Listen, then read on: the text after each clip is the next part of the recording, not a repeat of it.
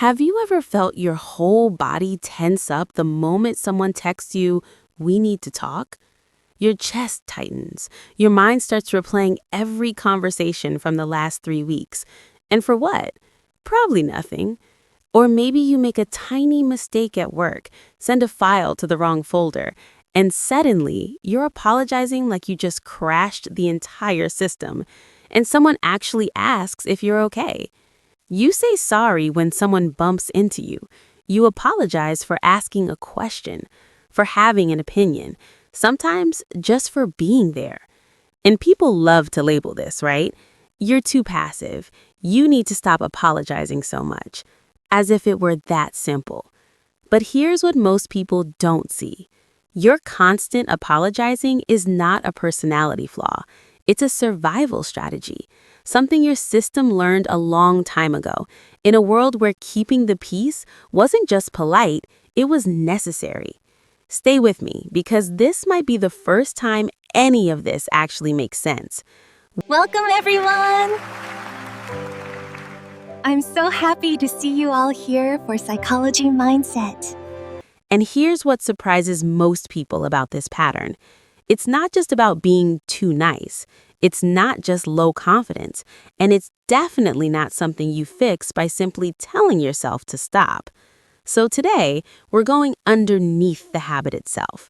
Because once you see what's really driving it, the whole thing starts to make a different kind of sense. And that leads to the question nobody really answers. Why can't you just stop? You've told yourself to stop. You've caught the word halfway out of your mouth, and 5 minutes later, it slips out again. Why does the apology come before the thought? Why does a slightly colder tone in someone's voice feel like an alarm going off inside your body? That's not random, and that's exactly what we're unpacking today. Picture the person everyone describes as so easy to be around. They never cause conflict, they apologize first, they make sure everyone else is okay before they even check in with themselves. From the outside, it looks like kindness. From the inside, it's exhausting. And here's what surprises most people. The common assumption is that you over-apologize because you're passive, insecure, low self-worth. And sure, those things can show up over time, but they're not the origin. There's something else going on underneath. There's a response called FAWN. We hear a lot about fight, flight, and freeze. This one usually gets left out. Pete Walker spent years noticing this pattern. It's what happens when your system learns that the safest way through tension is to smooth it over immediately. Apologize, de-escalate, stay small. Not because you're weak, because at some point it worked. And this is where it starts to shift. There's a difference between guilt and shame that changes everything about this pattern. Guilt says, I did something bad, I can fix it. Shame says, I am bad, and there's nothing I can do. June Price Tangney spent years studying this distinction. And for a lot of people who apologize constantly, it's not really guilt. It's shame. You can feel this in real life. You send a normal message, nothing wrong with it. But the second the reply feels slightly off, your mind doesn't land on, maybe they're busy. It lands on, what did I do wrong? So the apology comes out, not because of what happened, but because of what it felt like it meant about you. And that's a much heavier thing to carry. Now let's make this make sense inside your brain. Think of your nervous system like a smoke alarm that got way too sensitive. Most people's only goes off when there's actual fire. Yours? Sometimes it starts screaming because someone closed a door a little too hard. And here's the part most people don't notice. Once your system learns that tension might mean danger, it stops waiting for proof. A short reply, a sigh, that tiny pause before someone answers. Your body reads all of it like bad news. So it does what it learned to do fastest. Fix it. Soften. Apologize. Not later. Immediately. That's why the sorry can come out before your mind has even caught up. It's not fake. It's a reflex. It's your nervous system hitting the alarm button early just in case. And this shows up in small moments all the time.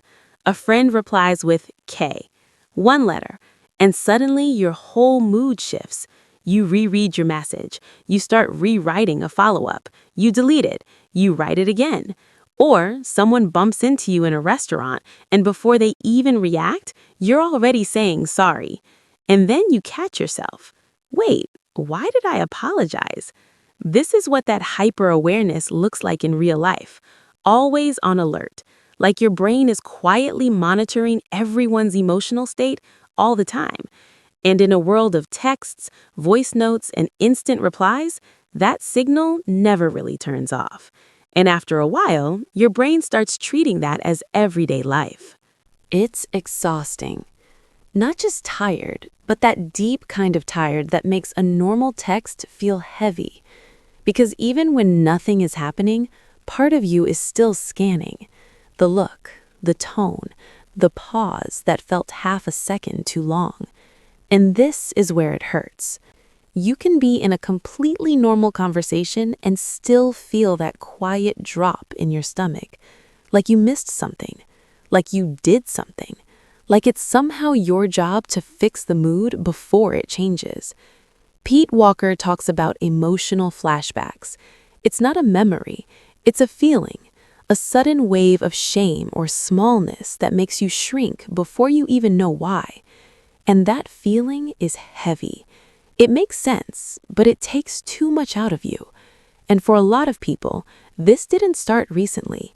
It started early.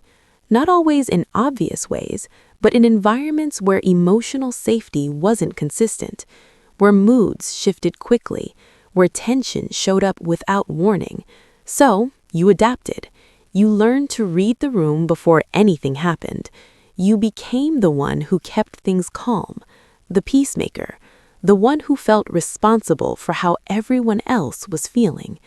You learned to read people before you learned to relax around them. And now, that same pattern still runs, even when you're no longer in that environment. And honestly, it makes sense that part of you still does this. So here's what I need you to really hear. You are not broken. You are not too sensitive. You are someone who adapted intelligently to something difficult. Bessel van der Kolk talks about this in Trauma. These responses aren't signs of damage. They're signs that your system learned how to survive. And it worked. The lighthouse doesn't stand in calm water. It's built on sharp rocks in the middle of storms, because that's where it's needed. It takes everything the ocean throws at it and still stands. A lighthouse doesn't apologize for taking up space, and neither should you. I know there's probably a part of you hearing all this and thinking, okay, but what do I actually do when sorry is already halfway out of my mouth? And this is where things start to shift. Maybe it looks like this. You type sorry to bother you and stop for 1 second. Not to force yourself into some new personality, not to prove anything, just to notice what's happening, to catch the old reflex in the act. Because that reflex is not random. It's your system trying to protect you before anything gets tense. And when you start seeing it that way, something changes. You stop treating yourself like the problem. You start treating yourself like someone who learned a very old rule and is slowly, gently outgrowing it. That's how the pattern begins to loosen, not through force, through safety. Before you go, take this with you. The storm that trained your nervous system is not happening right now. And that matters, because little by little, it really is safe to stop apologizing for taking up normal space. Tell me in the comments, what's the most unnecessary thing you've caught yourself apologizing for lately? A text? Asking for help? Walking past someone in a hallway? If this video finally put words to something you've been carrying for years, hit subscribe. This is exactly what we talk about here every week. And remember, you were never too much. You just learned to get smaller to feel safe. You don't have to do that anymore. I'll see you in the next one.